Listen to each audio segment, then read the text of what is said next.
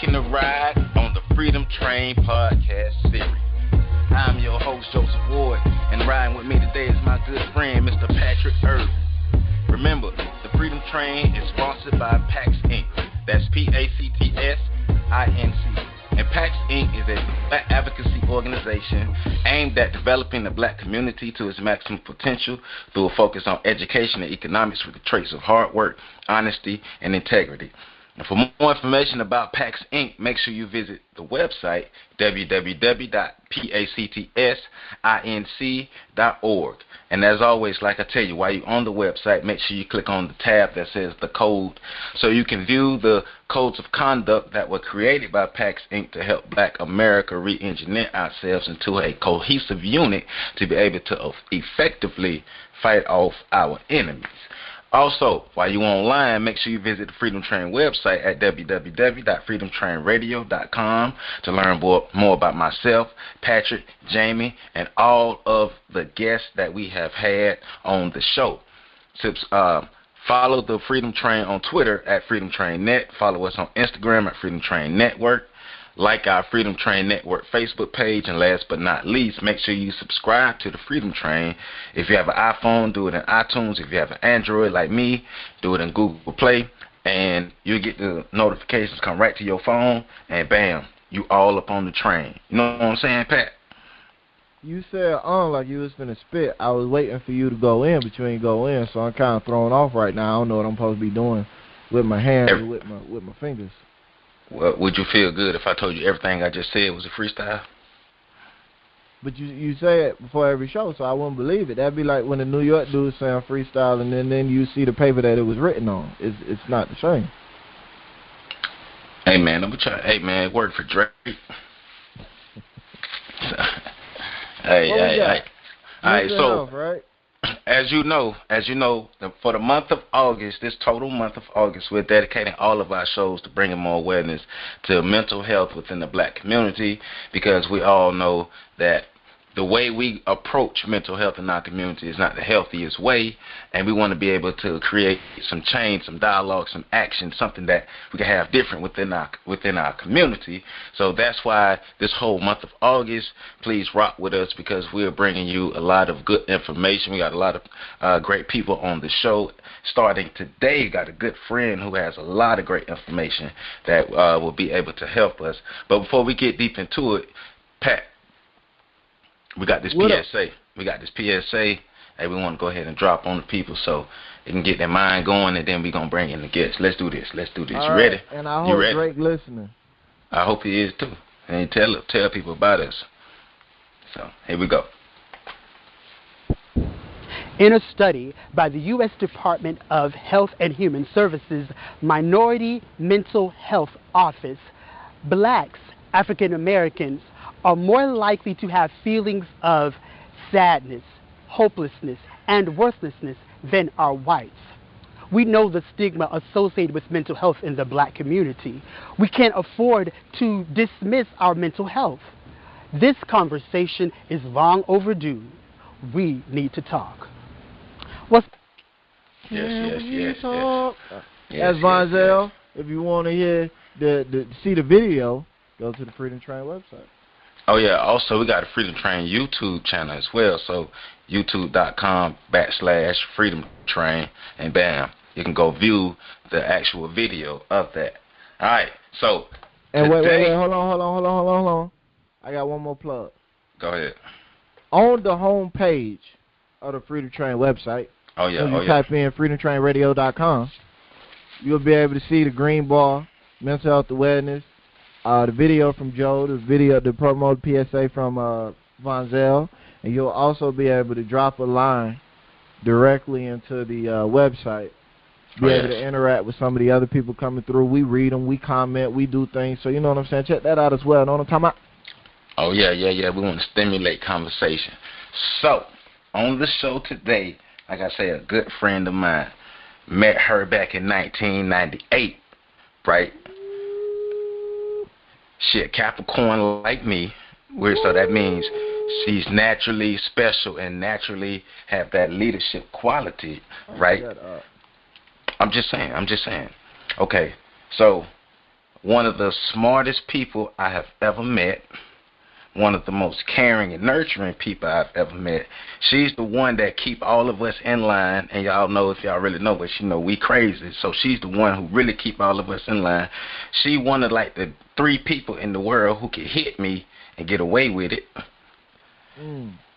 But to go more deeper into her professional credentials, I just want to give y'all who she is as a person, but as a professional, she is a rehabilitation specialist, a certified rehabilitation counselor, right? She has a bachelor's in psychology from the Florida State University, right? Hailing from Tallahassee, Florida, right? One of the most brilliant people I've ever met in my life, Miss Eustacia Trawick Dixie. How you doing, Stacey? What's going on today? Welcome to the Freedom Train. I am doing well. Good afternoon, good evening, gentlemen. Thank you so much for allowing me to participate with you. I am honored, to say the least. We happy to have you on, and we glad that you decided to come rock with us today and teach us a little something so we can be better advocates and better people in the community to help serve those who may need our help within these realms of mental health. So appreciate you on that. All right, man. I'm trying to live up to the bill. We don't worry. We got you. You gonna do it. Don't worry. Joe might need some mental health services right now because he kind of read that like Floyd Mayweather. I'm a little worried about him. Nah, I wasn't reading. See, I was coming off the top. I told you I was in my freestyle mode. Hey man, don't be trying to put me in Floyd. We're gonna talk after this, Pat. We're gonna talk. All right, let's get this started, man. You know you got the first question. Let's do it. Hey, so, it's a real treat to have you on the show. We be chatting back. Well, we used to chat back and forth back when I was on social media. I know you probably better than you know me. I was a little snotty-nosed underclassman when she was at the RIC. So we talking to another RIC alumni. So with that, for those people who don't know, can you give some background information about yourself? And, let us know, what was it that caused you to get into mental health and helping people to deal with whatever issues they might be dealing with? So I always have a little bit of trouble telling people about myself because I'm just Stacey. I feel like I'm just Stacey for the most part. But as Joe said, I have an undergraduate degree in psychology and a master's degree in rehabilitation counseling. And counseling or helping people has just always been a passion of mine, wanting to make people the best versions of themselves.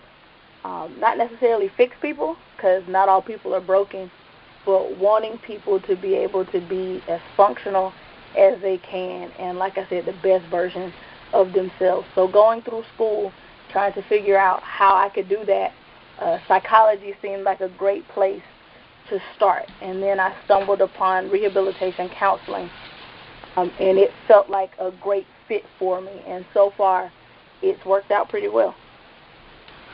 Okay.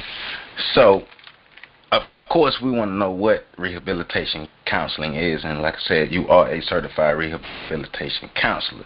So could you go into a little more detail about what you do and what the field is and how it relates and even helps within the mental health realm?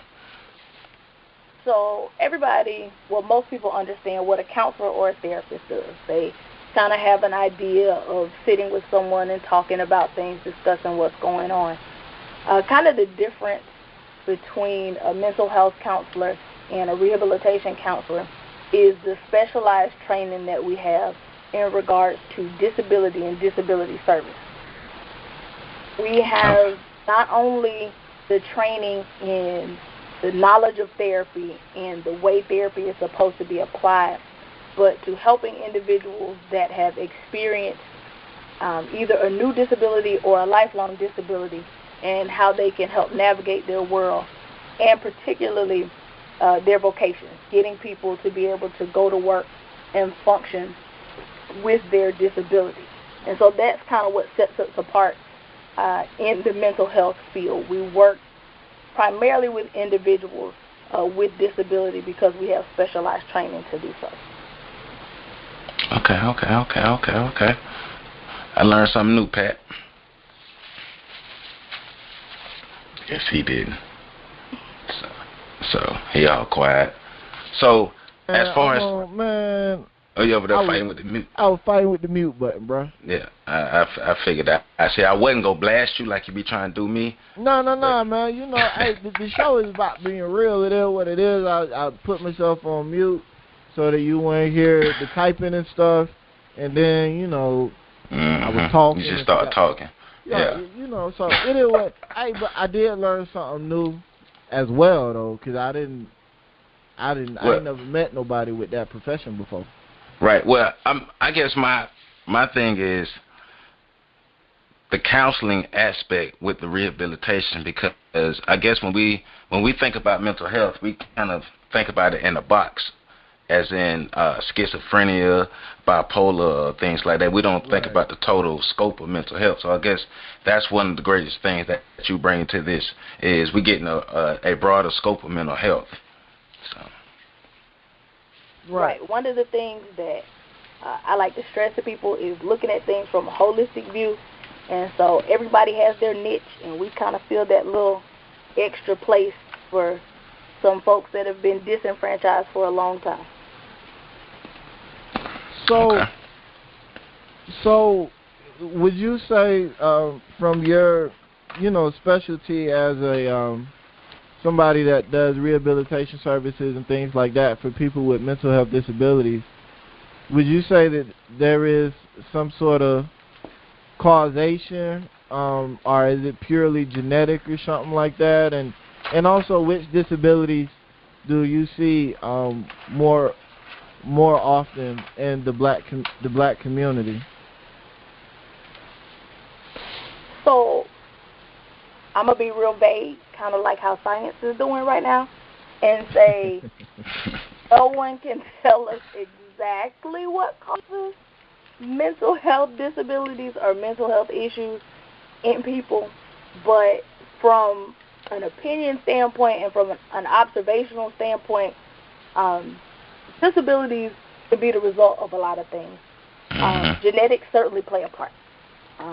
When I worked for the state, the Division of Vocational Rehabilitation, I had several clients where there was a very easy to spot genetic predisposition to things. I'm talking about people who had 3 or 4 generations of family members on Social Security for the same mental health issue.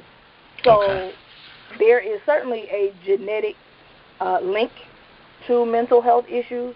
There are also environmental factors that play a part in mental health issues.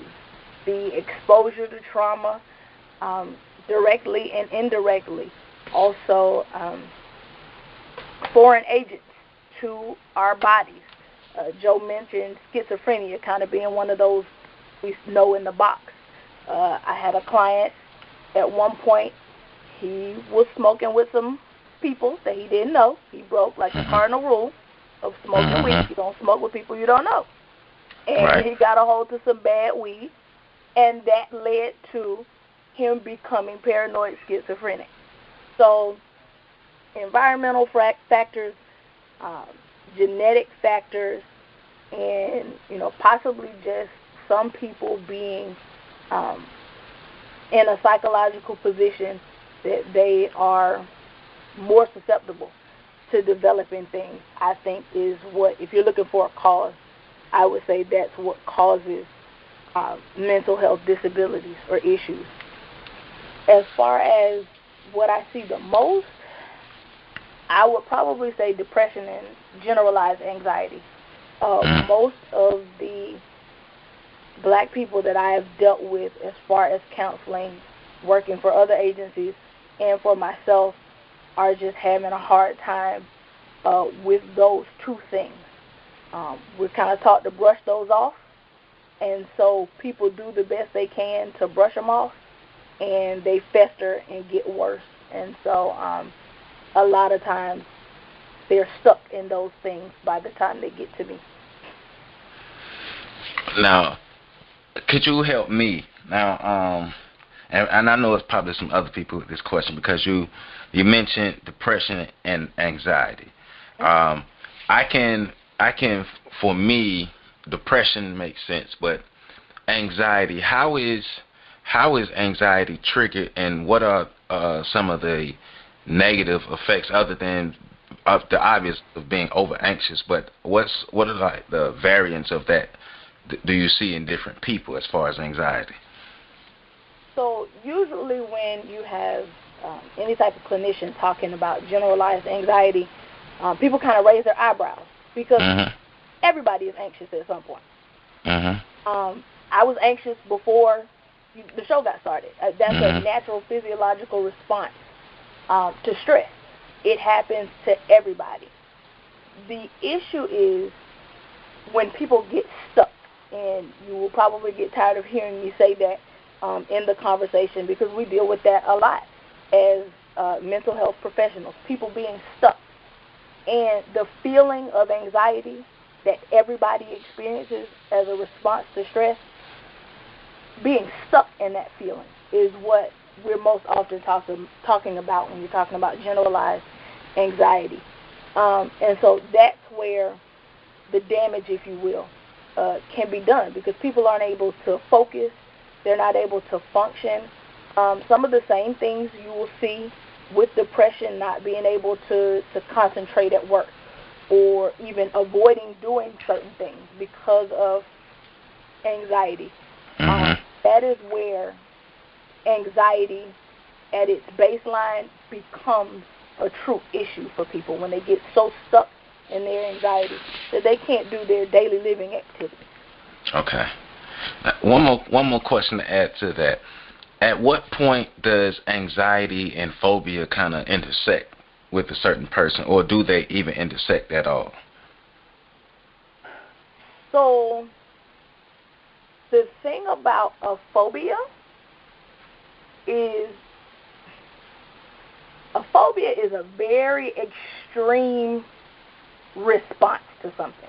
And so phobia is kind of one of those things, like people use it almost like an FCAT word. That I don't even know if kids take the FCAT anymore. FSA, is it FSA? Whatever the test is. But we call them FCAT words. Right. So people have kind of latched onto that as their golden word for being afraid of something. Everybody experiences fear. A phobia is a debilitating fear of something. So I'm going to go out as a clinician and tell you that most people don't actually have phobias. They're just afraid. But we're talking about how they intersect, and they certainly will. If a person is so anxious that they are hypersensitive and hyper-aware to everything, then whatever their fears are, if they are rational at some point, they can certainly become irrational. And I don't want to segue too far. Most black men have had to talk about their interaction with the police. Y'all had that talk with your parents at some point, right? Right. And so not just black men, black people. And I know personally what the anxiety feels like in a traffic stop. Like, I know what that heightened response is. But there are people now, and there was a young lady on a video I saw on Facebook. She was recording herself. I mean, she was sobbing uncontrollably because she was pulled over by a police officer. Now, I wouldn't say that her fear was irrational, but that's kind of one of those instances where you have someone who is almost stuck in her anxiety about police interaction, and her fear has become so heightened that the police officer was worried about letting her drive herself home. She was so emotionally volatile at that point that he didn't want to let her go, not because he was trying to be a jerk, but he thought she might hurt herself just because she was freaking out. Right. So, anxiety can get to a point, and that's what I said, when it gets to be debilitating. That is a lot of times when people will reach out for help because they're losing jobs or they're losing friends, when your anxiety and fear gets heightened to such a point that you just can't focus. Okay, thank you for that. You know, you also spoke to depression, which, you know, I know we mentioned in the chat, or I mentioned in the chat with you a couple months back or so that even I had talked to somebody because I was having problems with depression. And it's one of those things where, like you said, in the community, we're taught to swallow.